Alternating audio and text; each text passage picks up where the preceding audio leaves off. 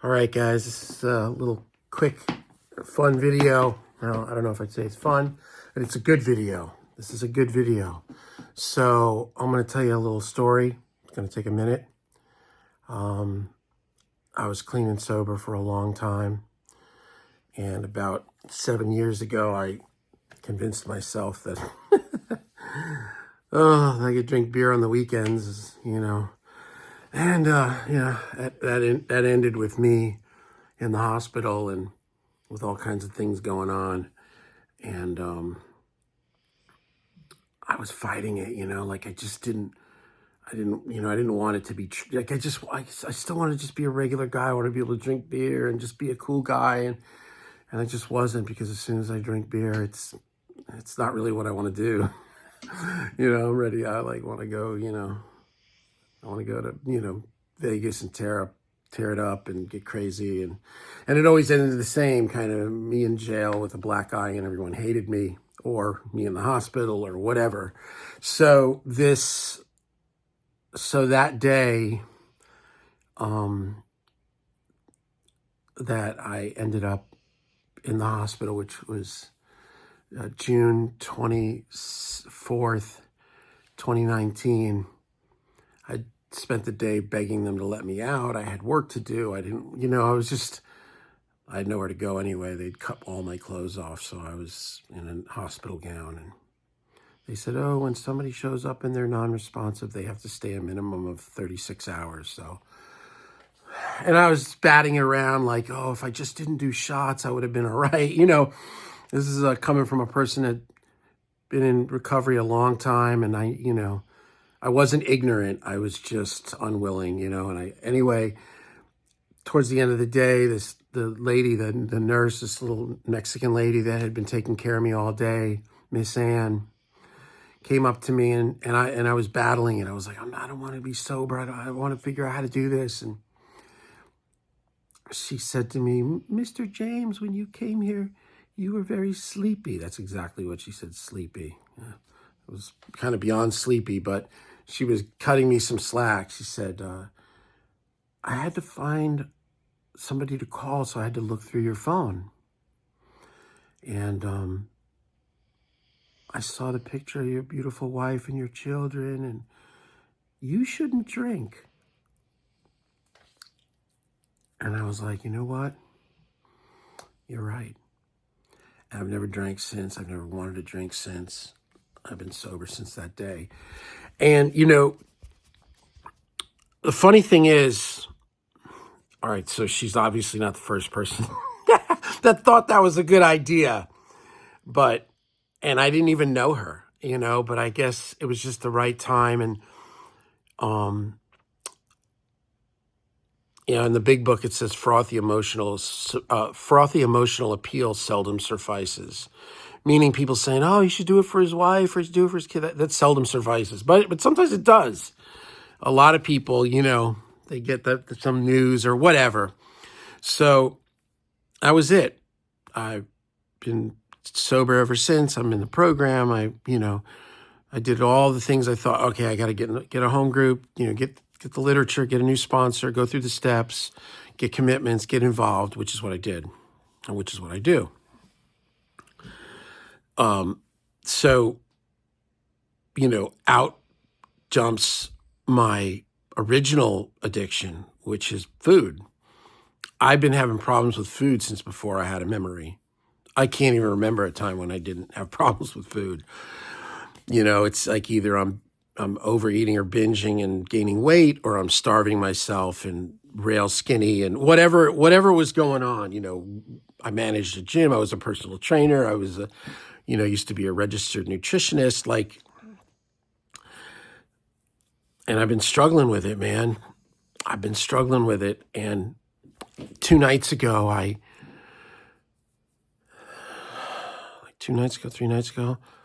I was doing that prayer, that real hard, real deal, God, you got to help me, man. I just can't. I need help. I don't know. Am I hopeless? Is this it? Am I just screwed? And so today's Thursday night. So Tuesday night, So I have a thing where I don't eat at night. Like that's my big thing, right? So it was about 11:30 and I was hungry. Well, I think it was 11:50. So in my mind, it was like, well, it's before midnight. Like I'm twisting this, right? And I do know better, but I'm out of control, right? So I go into and my family knows about this. Like, Dad doesn't eat at night, and he does, they know I'm a Meshuggah, so, they know.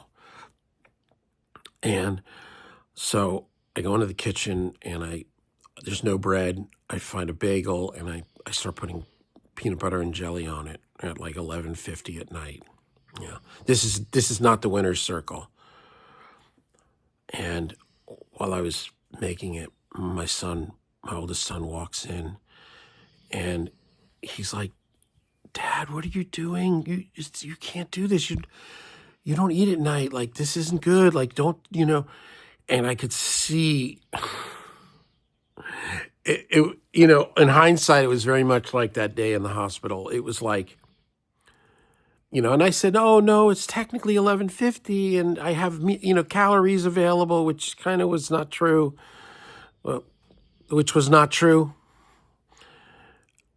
I'm like, no, don't worry. Everything's cool. I'm good. He's like, you sure? Why don't you just throw that out? And I'm like, no, no. And he goes and I eat it. And, having kids is like you're trying to lead by example, right? And obviously with kids now having cell phones and the internet and video games and all the things that they have, like, I don't think you have the same type of like incessant control or like, you're not like the only information they're getting. They're getting all this other stuff and some of it may not be what you think is cool. So I'm trying to lead by example, trying to teach these kids how to be winners and how to be leaders and how to, kick butt. And I'm kicking butt in certain areas, but in other areas I'm not. And that's the area. Anyway, I got done eating that and I was like, yeah, I'm a loser. That's really what I thought. Like, oh yeah, I'm touting stuff, but I'm not living it. So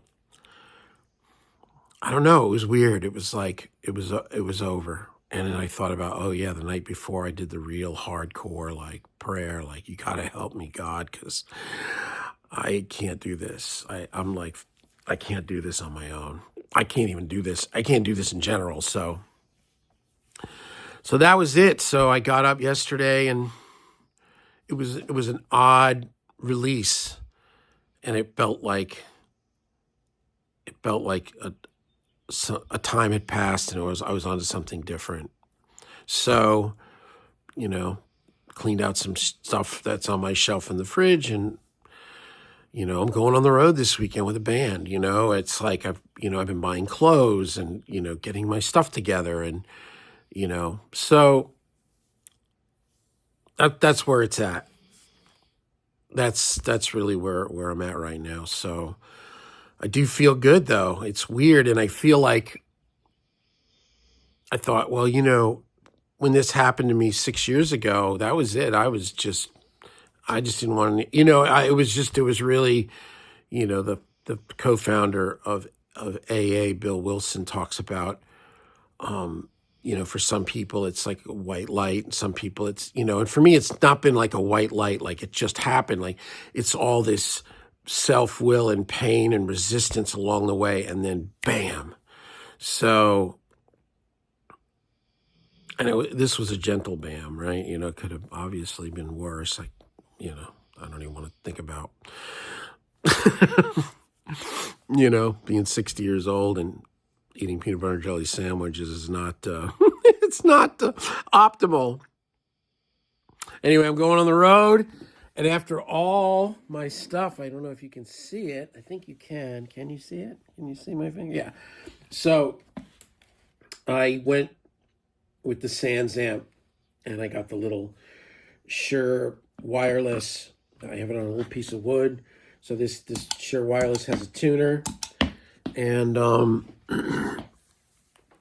I've kind of invested in this first show, but this is going to be if it goes well, this will be an ongoing thing, and it should go well. So they've got a lot of gigs coming up and they want me to be the dude. So I ordered 2 like SKB kind of flight cases for the basses and an extra new, a backup set of in-ears. I got to log on to something here.